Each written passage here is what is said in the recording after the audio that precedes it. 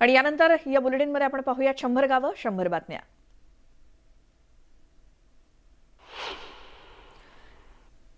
जतच्या दुष्काळी भागामध्ये थेट पाणी सोडून कर्नाटक सरकारने महाराष्ट्र सरकारला डिवचलंय। कर्नाटक सरकारकडून जतच्या तिकोंडी भागामध्ये पाणी सोडण्यात आले आणि कर्नाटकच्या तुपची बबलेश्वर पाणी योजना ओव्हरफ्लो करून दुष्काळी भागामध्ये कर्नाटकाने पाणी सोडलंय।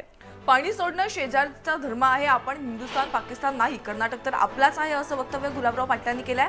कर्नाटकने शेतकऱ्यांना पाणी दिलंय, देव त्यांचं भलं करो असं देखील ते म्हणाले। जत तालुक्याच्या 42 गावाच्या पाणी प्रश्नी सांगलीचे जिल्हाधिकारी डॉक्टर राजा दयानिधी हे जत तालुक्यामध्ये पोहोचले आणि तलावांची पाहणी करतायत। जिल्हाधिकारी जत तालुका पाणी संघर्ष समितीसोबत चर्चा करणार आहेत। बिलोली गावात तालुक्यातील कार्ला या गावामध्ये सीमावर्ती प्रश्न समन्वय समितीच्या वतीने विकास करा किंवा तेलंगणात जाऊ द्या अशा घोषणा गावकऱ्यांनी दिल्यात। दरम्यान सीमावर्ती समन्वय समितीच्या वतीने येत्या 5 डिसेंबर पासून संवाद यात्रा काढण्यात येणार आहे। सीमा प्रश्न सोडवण्यासाठी लवकरच कर्नाटक महाराष्ट्राच्या मुख्यमंत्र्यांची पंतप्रधान नरेंद्र मोदी, गृहमंत्री अमित शहा यांच्या उपस्थितीत बैठक होण्याची शक्यता आहे। कर्नाटक सीमा वादावरती तयार करण्यात आलेल्या तज्ञ समितीचे प्रमुख खासदार धैर्यशील माने यांनी ही माहिती दिली। भाजपा आमदार नितेश राणे यांच्या विरोधात देवगडच्या नगराध्यक्षा साक्षी प्रभू यांनी देवगड पोलिसात तक्रार दाखल केलेली आहे। आमदार नितेश राणे यांनी आपल्याला मोबाईलवर संपर्क करून 25 लाख रुपये आणि भाजपकडून नगराध्यक्ष पदाची ऑफर दिली, तसं न केल्यास बदनामी करण्याची धमकी दिल्याचं साक्षी प्रभूंचा आरोप आहे। कुडाळ बाजार नगरपंचायत कर्मचारी आणि भाजप नगरसेवकांमध्ये जोरदार खडाजंगी झाली। कुडाळात भाजी विक्रेत्यांवरती रस्त्याच्या कडेला बसून विक्री करणाऱ्यांवरती बंदी घालण्यात आल्यामुळे हा प्रकार घडला। खासदार उदयनराजे भोसले उद्या रायगडावर जाणार आहेत। आज ते साताऱ्यातील पोवई नाका येथे छत्रपती शिवाजी महाराजांच्या प्रतिमाला अभिवादन करून ते वाई मार्गे पाचगणी, महाबळेश्वर, वाडा आणि रायगडाकडे निघणार आहेत। जातीच्या राजकारणासाठी महाराजांबाबतच्या काही गोष्टी समोर आणल्या जात असून राष्ट्रवादी काँग्रेसकडून हे सुरू असल्याचा हल्लाबोल राज ठाकरेंनी केलाय। राष्ट्रवादी काँग्रेसच्या स्थापनेनंतर महाराष्ट्रामध्ये प्रकार सुरू झाले असल्याचं राज ठाकरेंनी सांगितलं। छत्रपती शिवाजी महाराजांनी जे केलं नाही ते सिनेमातून दाखवलं जातंय। हर हर महादेव मधील चुका आम्ही काढल्याचं जितेंद्र आव्हाड यांनी म्हटलंय। महाराजांच्या इतिहासाचं विद्रुपीकरण केलं जातंय आणि दोष राष्ट्रवादीला दिला जात असल्याचा टोला देखील त्यांनी राज ठाकरेंना लगावला। वेडात मराठे वीर दौडले सात या सिनेमातील नावाबाबत काही वाद निर्माण झाले होते। काहींनी 7 मावळ्यांची नावं दुसरी असल्याचं म्हटलं। यावरती मनसे अध्यक्ष राज ठाकरेंनी स्पष्टीकरण दिलं। जगात कोणत्याही इतिहासाच्या पानावरती ते 7, 8 की 10 होते हे नमूद करण्यात आलेलं नाही असं इतिहास अभ्यासकांनी सांगितल्याचं ते म्हणाले। नेसरी खिंडीत झालेली लढाई ऐतिहासिक आहे। इथं 7 वीरांच्या बलिदानाच्या पाऊलखुणा देखील आहेत। राज ठाकरे यांनी प्रत्यक्ष इथं येऊन पाहणी करावी आणि मग इतिहास खोटा म्हणावा अशी प्रतिक्रिया नेसरी ग्रामस्थांनी दिली आहे। माजी शालेय शिक्षण मंत्री आणि आमदार बच्चू कडू यांनी पुन्हा एकदा आपली मंत्रिपदाची इच्छा बोलून दाखवली आहे। पुन्हा मंत्री झालो तर आवडेल, त्यातही दिव्यांग मंत्रालयाचं काम करता आलं तर त्यासारखा आनंद नाही असं बच्चू कडूंनी बोलून दाखवलंय। मुंबईतील प्रदेश काँग्रेस कार्यालय उद्घाटनातून थेट प्रदेशाध्यक्ष नाना पटोलेंनाच वगळल्याचं पाहायला मिळालं। या कार्यक्रम उद्घाटनाचं निमंत्रणच नाना पटोलेंना पाठवण्यात आलं नाही, त्याऐवजी अशोक चव्हाणांच्या उपस्थितीमध्ये या कार्यालयाचं उद्घाटन पार पडलं। राजू शेट्टी आणि सदाभाऊ खोत यांच्यामध्ये श्रेयवादाची लढाई सुरू झाली आहे। एफआरपीसाठी आम्ही विधानसभेमध्ये आवाज उठवला, त्याचे श्रेय राजू शेट्टी घेत असल्याचा आरोप सदाभाऊ खोत यांनी केलाय। सदाभाऊ खोत हा भुरटा माणूस काय बोलतो म्हणून मी प्रतिक्रिया देणं योग्य नाही असा घणाघात राजू शेट्टी यांनी केलाय। मुख्यमंत्र्यांनी एफआरपी बद्दल आम्हाला फक्त आश्वासन दिलंय, जर त्यांचा शासन निर्णय झाला नाही तर आंदोलन करणार असा इशारा राजू शेट्टी यांनी राज्य सरकारला दिलाय। देवबाग समुद्र किनाऱ्यावरती राज ठाकरे यांचं वाळूशिल्प साकारण्यात आलं। राज ठाकरे सध्या कोकण दौऱ्यावरती आहेत आणि यावेळी त्यांनी या वाळूशिल्पाची पाहणी केली। नाशिकमध्ये वडापाव विक्रेत्यावर हल्ला करणाऱ्या संशयितांना पोलिसांनी चांगलाच धडा शिकवलाय। हे हल्लेखोर टोळके पोलिसांच्या हाती लागले असून नाशिक पोलिसांनी त्यांची धिंड काढत त्यांना चोप दिलाय।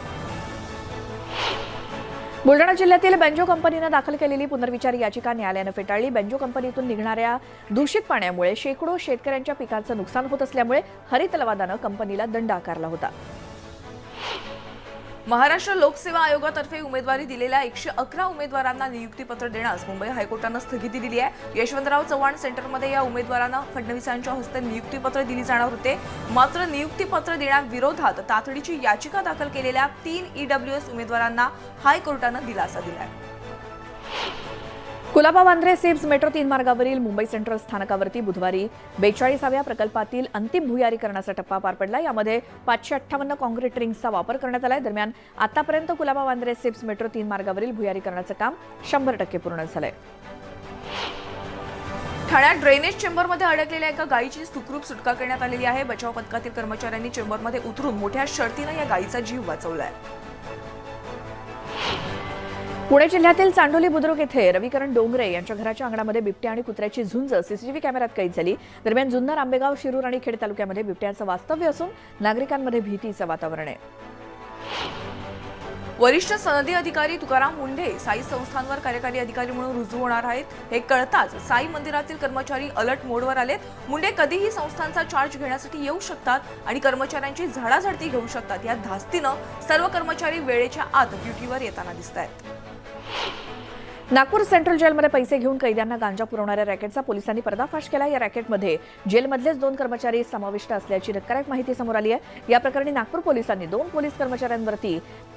पोलीस कर्मचाऱ्यांसह कैद्यांवर गुन्हा दाखल करून त्यांना अटक केली आहे. पुण्यामध्ये गेल्या 15 दिवसांमध्ये 12 हत्या झाल्याची घटना घडली आहे. पूर्व वैमनस्यातून आणि प्रेम प्रकरणातून हत्या होण्याचं प्रमाण वाढलंय. हत्यांचं सत्र थांबवण्याचं मोठं आव्हान आता पोलिसांसमोर उभं ठाकलंय. बेळगावात महाविद्यालयीन विद्यार्थ्यांमध्ये राडा झालाय. कन्नड रक्षण वेदिकेचा ध्वज फडकावल्यामुळे मराठी भाषिक आणि कन्नड भाषिक विद्यार्थी एकमेकांत भिडले आणि हाणामारी झाली. अहमदनगरमध्ये अवैध वाळू तस्करांच्या 2 गटामध्ये तुंबळ हाणामारी झाली आहे. या प्रकरणी 22 जणांवर परस्पर विरोधी गुन्हे दाखल करण्यात आलेत. मात्र यामुळे वाळू तस्करीचा वाद हा चव्हाट्यावर आलाय. वर्ध्यात अल्पवयीन विद्यार्थिनींनी रस्त्यावरतीच राडा केल्याचा प्रकार समोर आला. मित्रावरून विद्यार्थिनींमध्ये विश्रामगृह रस्त्यावरती फ्रीस्टाईल झाली. कारंजा घाडगे इथल्या नामांकित शाळेच्या या विद्यार्थिनी आहेत. बुलढाणा जिल्ह्यातील बेलाड गावात दारूबंदीसाठी महिला आक्रमक झाल्याचं पाहायला मिळाले. या महिलांनी हल्लाबोल करत दारू दुकानाची तोडफोड केली. औरंगाबाद येथील रिक्षा संघटनांनी पुकारलेला संप मागे घेतलाय. परिवहन विभागानं काही मागण्या मान्य केल्यामुळे तसंच मीटर आधुनिकीकरणासाठी 30 दिवसांचा अवधी दिल्यामुळे हा संप मागे घेण्यात आल्याचं सांगितलं जात आहे. आणि आता एक निसर्गप्रेमींसाठी आनंदाची बातमी. न्यूज 18 लोकमतनं काही महिन्यांपूर्वी दाखवलेल्या स्पेशल रिपोर्टची दखल घेत साताराचे जिल्हाधिकारी रुचेस जयवंशी यांनी कास पुष्प पठारावरील जाळ्या हटवण्याचे आदेश दिलेले आहेत.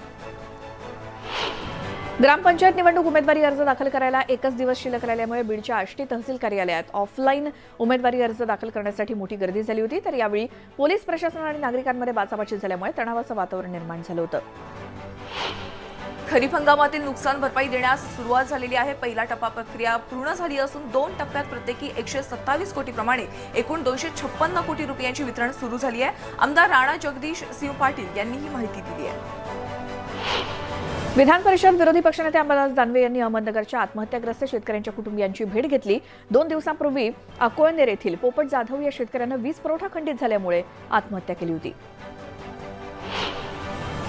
नागपूरच्या पवित्र दीक्षाभूमीवर थायलंडवरून आलेल्या बुद्ध मूर्तीची प्रतिष्ठापना करण्यात आलेली आहे. दीक्षाभूमी स्मारक समितीचे अध्यक्ष सुरेई ससाई यांच्या हस्ते हा कार्यक्रम पार पडला. इंदोरा येथील बुद्ध विहारातून मिरवणुकीच्या माध्यमातून बुद्ध मूर्ती दीक्षाभूमीवर आणण्यात आली. पंढरपुरात भाविकांच्या होणाऱ्या गर्दीचं नियंत्रण आणि आपत्कालीन परिस्थितीत होणाऱ्या दंगल सदृश परिस्थिती नियंत्रित करण्यासाठी रॅपिड ॲक्शन फोर्स पथकाचा पंढरपुरात विशेष रूट मार्च झालाय. दंगल नियंत्रक पथकाच्या जवानांनी पंढरपूर शहराची संपूर्णपणे पाहणी केली. अंबरनाथ तहसील कार्यालयावर आदिवासींनी बिरहाड मोर्चा काढला. विविध मागण्यांसाठी श्रमजीवी संघटनेच्या नेतृत्वाखाली हा मोर्चा काढण्यात आला. उल्हासनगरमध्ये टँकर पॉईंटवरून हजारो लिटर पाणी वाया जात असल्यामुळे पाण्याची नासाडी होते. आकाश कॉलनी भागात असलेल्या टँकर पॉईंटवर महापालिकेचे पाण्याचे टँकर भरले जातात. मात्र टँकरमध्ये पाणी भरून निघून गेल्यानंतर पाण्याचा प्रवाह तसाच सुरू असतो. बदलापूर गावाकडे जाणाऱ्या रस्त्याच्या बाजूला लावण्यात येत असलेल्या पथदिव्यांचं काम अतिशय उत्कृष्ट दर्जाचं असल्याचं समोर आलंय. या रस्त्यावरून हजारो लोक जात असतात, त्यामुळे अपघात होण्याची देखील भीती आहे. आमदार डॉक्टर राजेंद्र शिंगणे यांनी शेतकऱ्यांच्या खात्याला लावलेले होल्ड काढण्यासाठी स्टेट बँक ऑफ इंडिया शाखा साखरखेर्डा इथे सहकार्याचा धडक देत बँक अधिकाऱ्यांना चांगलंच फैलावर घेतलं. उद्धव ठाकरे शिवसेना गटाची महाप्रबोधन यात्रा गोंदिया जिल्ह्यात येत असून नेत्या सुषमा अंधारे यांची जाहीर सभा होणार आहे. या निमित्तानं शिवसैनिकांनी जय्यत तयारी सुरू केली असून मोठ्या संख्येनं उद्धव ठाकरे गटाचे शिवसैनिक उपस्थित राहणार आहेत. अमरावतीमध्ये शेतकऱ्यांनी सडलेल्या संत्र्याचे हार गळ्यात घालून आंदोलन केलं. जुलै ते ऑगस्टमध्ये झालेल्या पावसानं जिल्ह्यातल्या आंबिया संत्री मोठ्या प्रमाणात गळून गेली आहेत. मात्र नुकसान भरपाई न मिळाल्यामुळे शेकडो शेतकऱ्यांनी हे असं आंदोलन केलं. शेतकऱ्यांची वीज जोडणी नव्यानं करा या प्रमुख मागणीसाठी बीडमध्ये ठाकरे गट आक्रमक झाल्याचं पाहायला मिळालं. विविध ठिकाणी रास्ता रोको आंदोलन करत शासनाचा तीव्र निषेध व्यक्त करण्यात आला. सांगोला तालुक्यातील एका गावानं बापू इथेही झाडी आहे, डोंगर आहे, पण रस्ता नसल्यामुळे काही चौके नसल्याचं सांगत त्यांच्याच मतदारसंघातील मतदार त्यांचाच डायलॉग त्यांनाच ऐकवून रस्त्याच्या प्रश्नाकडे लक्ष वेधून घेत आहेत. रस्ता झाला नाही तर निवडणुकांवरती बहिष्कार घालू असा इशारा ग्रामस्थांनी दिलाय. नवीन वसतिगृहाच्या स्थलांतरणाच्या मागणीसाठी आदिवासी विद्यार्थ्यांनी भंडारा जिल्ह्याच्या साकोली येथील आदिवासी मुलामुलींचं शासकीय वसतिगृहासमोर धरणे आंदोलन केलेलं आहे. प्रकल्प अधिकारी मोरे यांनी मागणी मान्य केल्यानं आंदोलन मावळलं आहे. छत्रपती शिवाजी महाराजांबद्दल वादग्रस्त वक्तव्य करणाऱ्या सर्वांचा आम्ही निषेध करतो आहोत. जोपर्यंत राज्यपाल भगतसिंह कोश्यारींवरती कारवाई होत नाही तोपर्यंत आम्ही आंदोलन करू असा इशारा शिवप्रतिष्ठान युवा हिंदुस्थानचे संस्थापक नितीन चौगुले यांनी पत्रकार परिषदेतून दिला. बुलढाणा जिल्ह्यातील मलकापूर तालुक्यामध्ये बेलाड या गावामध्ये अवैध दारू विक्री व्यवसाय बंद करावा यासाठी महिलांनी एल्गार पुकारला. या महिलांनी 2 महिन्यांपूर्वी निवेदन देऊन देखील प्रशासन दुर्लक्ष करत असल्याचं त्यांचं म्हणणं आहे. तर पोलिसांनी या महिलांना ताब्यात घेतलेलं आहे. शेतकऱ्यांना सरसकट पीक विमा मिळावा या मागणीसाठी अमरावती जिल्ह्यातील नांदगाव खंडेश्वर इथल्या कृषी कार्यालयात ठाकरे गटाच्या शिवसेनेनं शिदोरी आंदोलन केलं. यावेळी राज्य सरकारच्या विरोधात आणि कृषी मंत्री अब्दुल सत्तार यांच्या विरोधात घोषणा देण्यात आल्या. खेड तालुक्यात राजगुरुनगर येथे तरुणीवर ओळखीच्याच व्यक्तीकडून अत्याचार करण्यात आल्याची घटना घडली आहे. लिफ्टच्या वाहनाने तरुणीला गाडीवर बसवून निर्जन स्थळी नेलं. पोलिसांनी या आरोपीला अटक केली आहे. मुंबई विमानतळावरती कस्टम विभागानं लाल मिरचीच्या पाकिटातून 1 किलो गांजा जप्त केलाय. ही मिरचीची पाकिटं अमेरिकेतून आणली होती. कस्टम विभागाला संशय येताच तपासणी केल्यानंतर त्यामध्ये गांजा आढळला. या प्रकरणी एकाला अटक करण्यात आली आहे. पगाराचे राहिलेले पैसे मागितल्याच्या रागातून दुकान मालक आणि त्याच्या सहकाऱ्यानं कामगारावर हल्ला केल्याची घटना कळंबोलीमध्ये घडली आहे. या हल्ल्यामध्ये कामगार गंभीर जखमी झाला असून आरोपींविरोधात गुन्हा दाखल करण्याची मागणी करण्यात आली आहे. मारहाणीची संपूर्ण घटना सीसीटीव्ही कॅमेऱ्यात कैद झाली आहे. इथे एक अगदी छोटासा ब्रेक घेऊन आपण लगेचच परत येतोय. तुम्ही पाहत राहा न्यूज 18 लोकमत.